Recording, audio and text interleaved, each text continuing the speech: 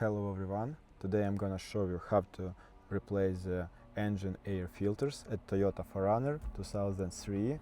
It's fourth generation. First of all, we need to open the hood. Opening the hood. When we open the hood, we need to take off this cover. We have two clips.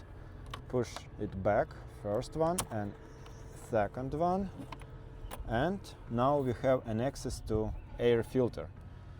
Gently remove it, and then we are taking a new one. We are putting in proper place inside, trying to get clips on the vehicle side and put the clips back. Close the hood. It was a short video how to quickly replace an air filter at Toyota 4Runner 4th generation. Thank you for watching this video. If you found it was helpful, don't forget about like and have a good one.